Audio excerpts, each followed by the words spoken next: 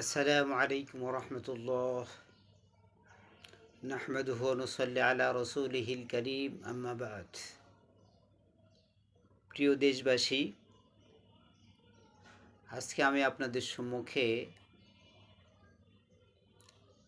এমন একটি গুরুত্বপূর্ণ হাদিস পেশ করব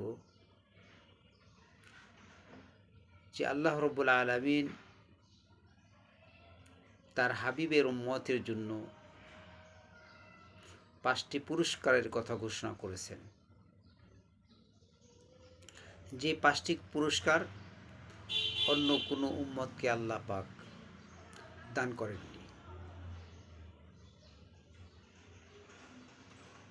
তার মধ্যে 1 নম্বর পুরস্কার হলো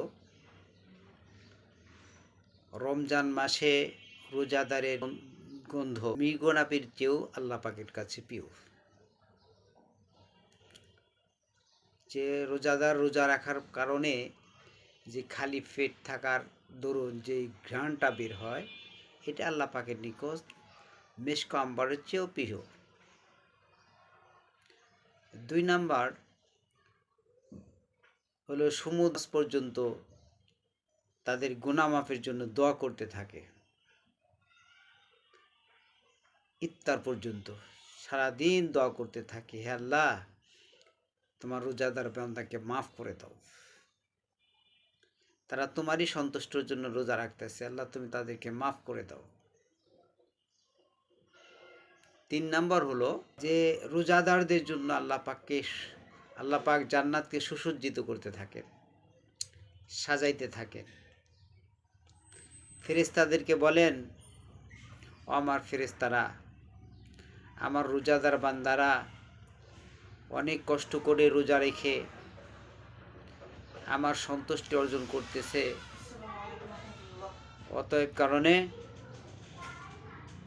তুমি রোজাদেরকে মাফ করে দাও। এরকমভাবে দোয়া করতে থাকে।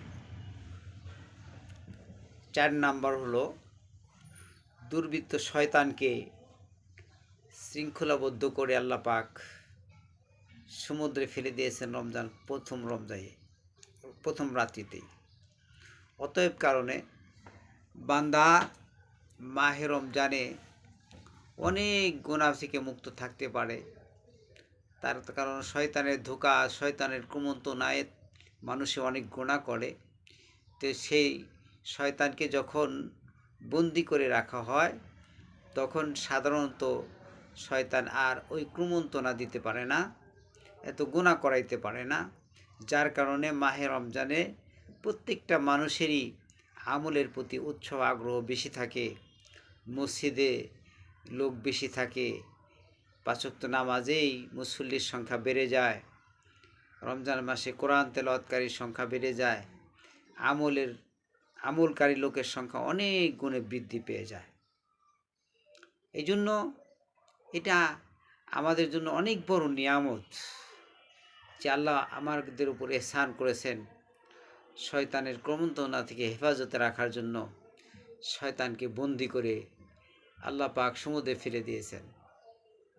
এই জন্য আমরা বেশি বেশি নেক আমল করব, আল্লাহর সন্তুষ্টি হাসিল করব। তাই তো আল্লাহ পাক আমাদের পিছনের সমস্ত গুনাহ মাফ করে দিবেন। আর 5 নম্বর হলো মাহে রমজানে যখন রোজা রাখে, বান্দার রোজা রাখার কারণে, আমল ইবাদত করার কারণে বান্দার প্রতি সন্তুষ্ট হয়ে যান, আল্লাহ পাক খুশি হয়ে যান যে আমার বান্দা আমারই সন্তুষ্ট অর্জনের জন্য এরকম 6টি মাস রোজা রেখেছে, নেক আমল করেছে, ফরজ এরকম তারাবি, তাহাজ্জুদ, সর্বোপরি কোরআন তেলাওয়াত, অনেক আমল করেছে। এই আমলের ওসিলায় আমি খুশি হয়ে আমার বান্দাদেরকে মাফ করে দিলাম। এই জন্য মাহে রমজানের শেষ তারিখে আল্লাহ পাক বান্দাদের পুরস্কার ঘোষণা করেন, অর্থাৎ তাদেরকে আল্লাহ পাক মাফ করে দেন।